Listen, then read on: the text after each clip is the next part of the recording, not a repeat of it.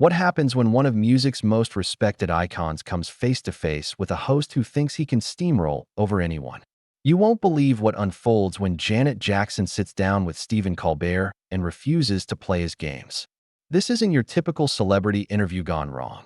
This is a masterclass in how not to treat a legend, and the explosive moment that had viewers' jaws dropping nationwide. Before we get into this incredible story, make sure you hit that subscribe button and drop a comment below, because you're not going to believe what unfolds when these two powerhouses clash in what might be the most uncomfortable television moment of the year. The tension was palpable from the moment Janet Jackson walked onto the Late Show set. Something felt different about this interview from the very beginning. Colbert, known for his sometimes condescending interview style, seemed particularly charged up, almost as if he had an agenda beyond the usual promotional chat. Jackson, elegant, in a black blazer and radiating the quiet confidence that has defined her career for decades, settled into the guest chair with the poise of someone who had weathered countless interviews and media storms. Janet Jackson, everyone, Colbert announced with his trademark grin, but there was something sharper in his tone than usual. The audience applauded enthusiastically, clearly excited to see the pop icon, but Jackson's smile seemed measured, cautious even. She nodded graciously to the crowd, but her eyes never left Colbert's face, as if she was already reading the room and didn't like what she was seeing. "So Janet, you're here to talk about your upcoming tour," Colbert began, leaning back in his chair with that familiar smirk. "But I have to ask, and I think our audience deserves to know, when are we going to get the real story about what happened at the Super Bowl?" The question hung in the air like a loaded weapon. Jackson's expression didn't change, but anyone paying attention could see the slight stiffening of her shoulders, the way her hands clasped just a bit tighter in her lap. This wasn't supposed to be about that. This was supposed to be about her music, her tour, her current projects. But Colbert had other plans. "Stephen, I thought we were here to discuss my upcoming work," Jackson replied evenly, her voice carrying that unmistakable authority that comes from decades in the spotlight. "I've spoken about that situation extensively over the years." "Have you, though?" Colbert pressed, leaning forward now, his tone taking on that mock-serious quality he uses when he thinks he's being particularly clever. "Because from where I'm sitting, it seems like you've been pretty evasive about your role in what became one of the most controversial moments in television history." "I mean, come on, Janet, wardrobe malfunction? Really?" The audience shifted uncomfortably. This wasn't the playful banter they expected. This felt more like an interrogation, and Jackson was clearly not here for it. Her publicist, visible in the wings, had a look of growing concern on her face. "I've been honest about what happened," Jackson said, her voice still controlled but with an edge creeping in. "What exactly are you implying, Stephen?" "I'm not implying anything," Colbert said with a shrug that was anything but casual. "I'm asking directly. Did you and Justin plan that moment? Because the way I see it, his career sailed on just fine while you took all the heat. Seems a little convenient, doesn't it?" The question was loaded with insinuation, and Jackson knew it.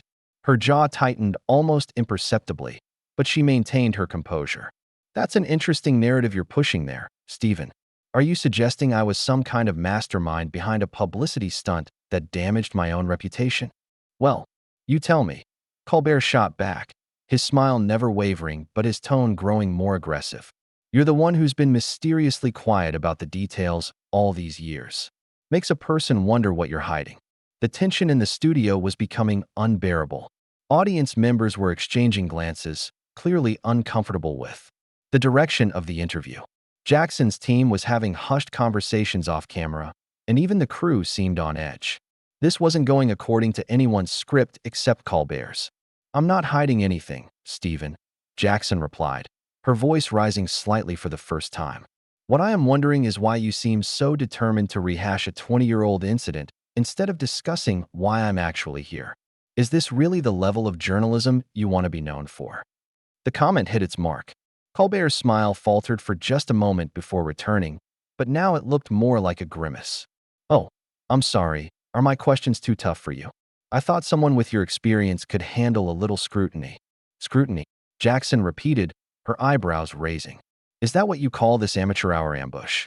"Because I've faced real scrutiny, Stephen, from actual journalists who knew how to ask meaningful questions, The insult was delivered with surgical precision, and the audience could feel the shift in the room. Colbert was no longer in control of this interview, and he knew it. His face was starting to flush, that familiar red creeping up his neck that appears when his ego takes a hit. Amateur hour, he repeated, his voice taking on a dangerous quality. That's rich coming from someone who built a career on riding her brother's coattails and then couldn't even handle one little wardrobe incident without destroying her own reputation. The words hung in the air like a slap. The audience gasped.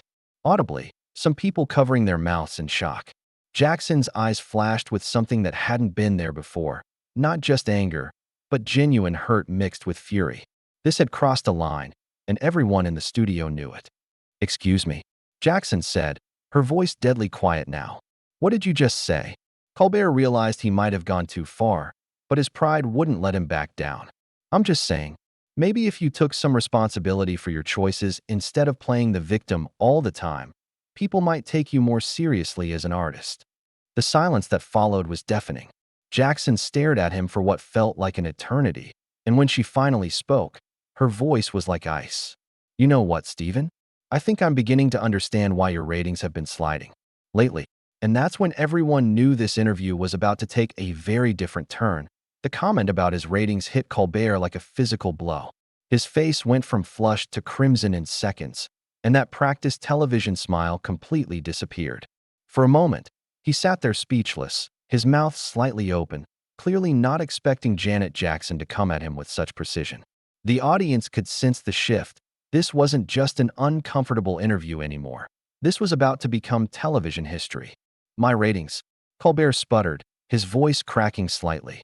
"My ratings are just fine, thank you very much. At least I don't have to rely on manufactured controversies to stay relevant." Jackson's laugh was sharp and humorless. "Manufactured?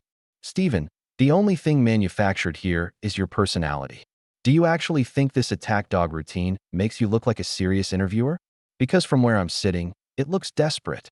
The insult landed with devastating accuracy. Members of the audience were now openly gasping, some pulling out their phones to record what was clearly becoming an epic meltdown. Colbert's hands were gripping the edge of his desk so tightly his knuckles had gone white. "Desperate," he repeated, his voice rising an octave. "I'm not the one who's been trying to rehabilitate their image for 2 decades after one stupid decision. At least when I make mistakes, I own them instead of hiding behind some victim narrative." Victim narrative?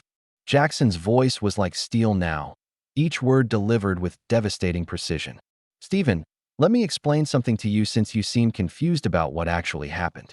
I was blacklisted by an entire industry while the man who was equally responsible walked away without a scratch. I lost endorsements, radio play, album sales. My entire career was nearly destroyed. And you want to sit there and lecture me about playing victim?" The studio had gone completely silent except for the low hum of cameras still rolling. Even the crew had stopped moving, transfixed by the spectacle unfolding before them. Jackson was leaning forward now, her earlier composure replaced by barely contained fury. "But you know what the real joke is here, Stephen? You think you're some kind of fearless journalist, asking the tough questions. But you're just another talk show host desperate for viral moments because your actual content can't carry the show anymore." Colbert's face was now a shade of red that probably wasn't healthy. His voice, when he finally found it, was shaking with rage. "Are you seriously going to sit there and lecture me about content? You haven't had a relevant hit in 15 years. Your last album barely cracked the top 50. "There it is," Jackson said, sitting back with a satisfied expression. "The real Stephen Colbert, ladies and gentlemen. Forget the fake liberal persona. Forget the political comedy. When his ego gets bruised, he turns into just another bitter middle-aged man taking shots at successful women." The accuracy of the observation was brutal, and everyone in the studio could see it. Colbert was spiraling, and Jackson was systematically dismantling him on his own show.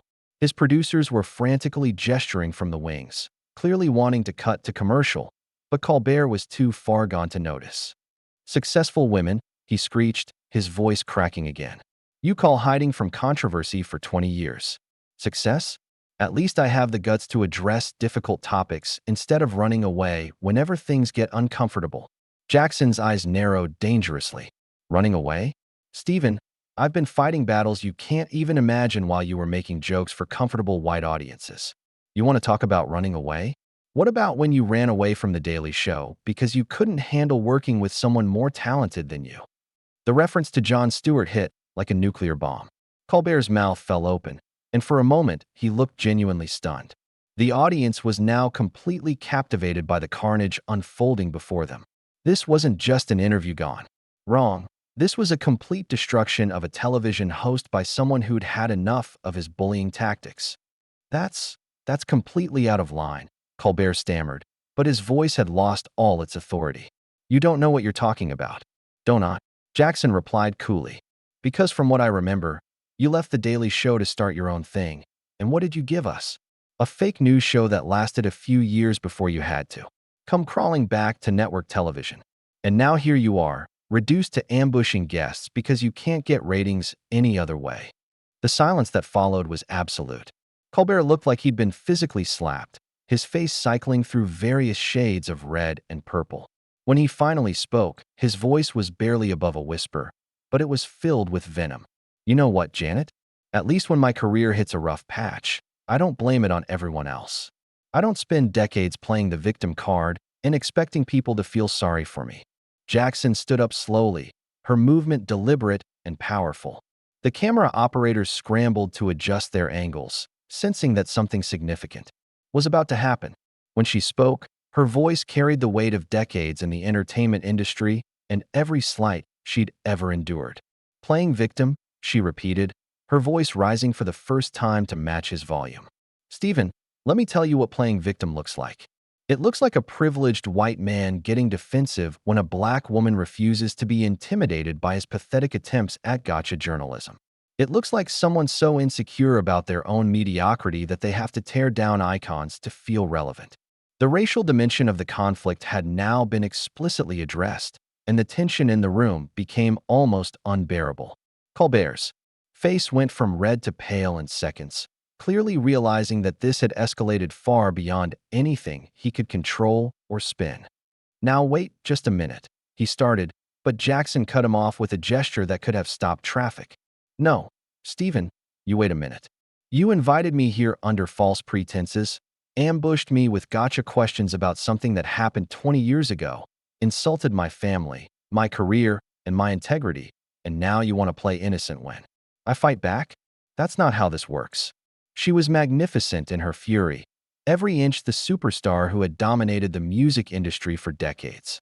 The audience was completely mesmerized, some openly applauding her words despite the chaos unfolding before them. Colbert, meanwhile, was completely out of his depth.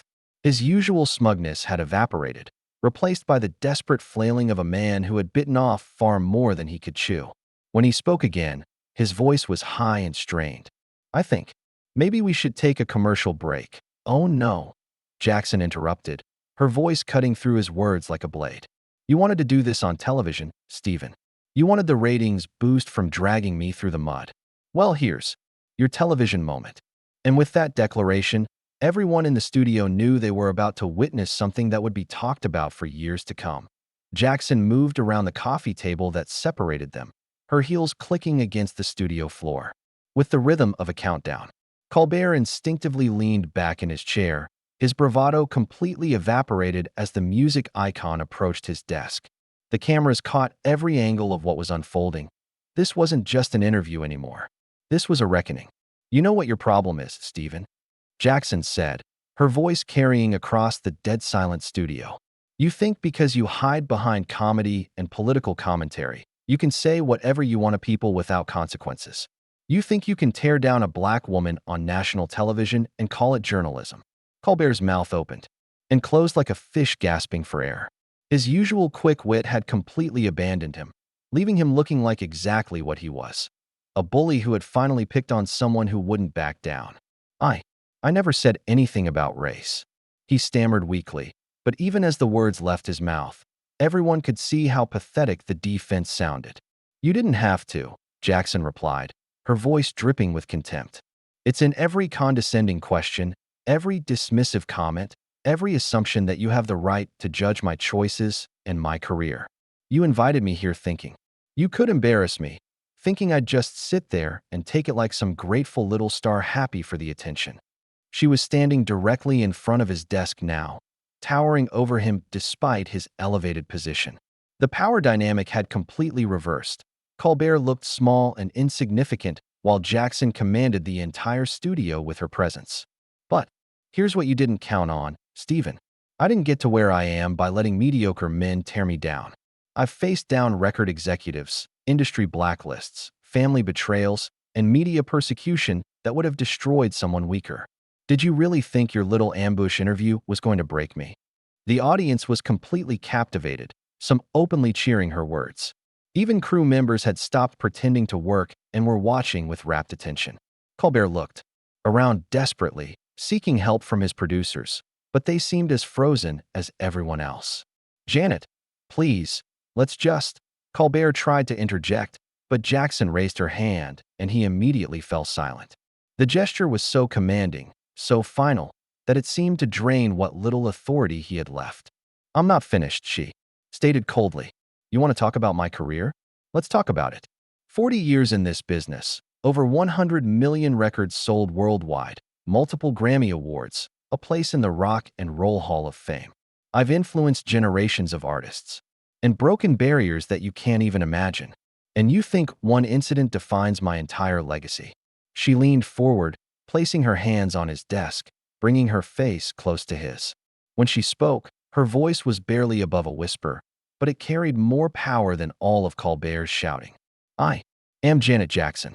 I don't need your validation, your approval, or your platform. But you? You need guests like me to make your show relevant. Without people like me, you're just another bitter host talking to an empty chair. The insult hit with surgical precision.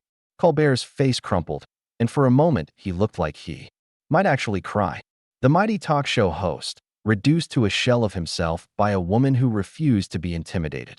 Now, Jackson continued, straightening up and smoothing down her blazer. You're going to sit there and listen while I tell you exactly what's going to happen next. The studio was so quiet you could hear the hum of the air conditioning. I was on Jackson as she prepared to deliver what everyone sensed would be the final blow. First, you're going to apologize. Not to me. I don't need your apology. You're going to apologize to your audience for wasting their time with this amateur hour hatchet job instead of giving them the entertainment they deserved. Colbert's voice was barely audible when he spoke. Janet, she continued, ignoring his attempted interruption. You're going to think very carefully about how you treat your future guests, especially women of color. Because what happened here tonight, this is going to follow you for the rest of your career.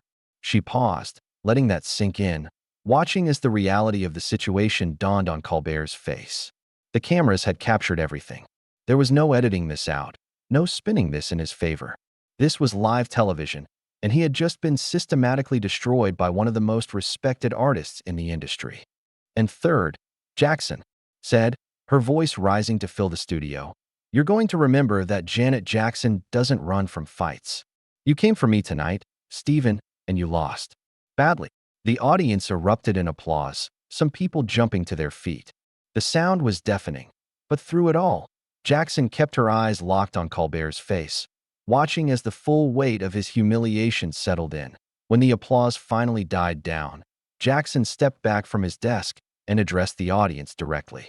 Ladies and gentlemen, I came here tonight to talk about my music, my tour, and my art. Instead, I had to remind a grown man how to treat people with respect. I apologize that you had to witness this, but sometimes these lessons need to be taught. In public, she turned back to Colbert one final time. Stephen, I hope you learned something tonight. I hope you learned that you can't bully people just because you have a platform. And I hope you learned that when you come for a legend, you better not miss. With that, she unclipped her microphone and placed it deliberately on his desk. The gesture was so final, so dismissive, that it seemed to echo through the studio like a gunshot. Colbert finally found his voice, but it came out as a desperate plea. Janet, wait, please don't what? She asked, turning back to face him. Don't leave? Don't walk out on your disrespectful show? Actually, Stephen, that's exactly what I'm going to do. The silence that followed was deafening. Colbert sat there, his mouth opening and closing, completely powerless to stop what was happening. His show was imploding in real time, and there was nothing he could do about it. You know what the saddest part is? Jackson said, her voice carrying a note of genuine pity. You could have had a great interview tonight. You could have talked to Janet Jackson about her music, her legacy, her influence on culture. Instead, you chose to be a bully, and now you're sitting there looking like a fool in front of millions of people. She walked toward the exit, her heels clicking against the floor with the sound of inevitability. As she reached the edge of the stage, she turned back one final time. Oh, and Stephen, good luck explaining this to your bosses. And with that, Janet Jackson walked off the set of The Late Show with Stephen Colbert, leaving behind a stunned audience, a humiliated host, and what would undoubtedly become one of the most talked about moments in late-night television history. Colbert sat there in the aftermath, his face a mask of shock and embarrassment, as the reality of what had just happened slowly sank in. The cameras kept rolling, capturing every moment of his disgrace, as the audience continued to buzz with excitement and disbelief. The interview that was supposed to be a routine promotional appearance had become a masterclass in how not to treat a legend, and Janet Jackson had just reminded everyone why she was one of the most respected artists of all time. She had walked into that studio as a guest and left as a conqueror, having definitively won a battle that Colbert should never have started. The silence in the studio said everything that needed to be said. Stephen Colbert had been thoroughly, completely, and publicly defeated by Janet Jackson, and everyone who witnessed it knew they had just seen television history in the making.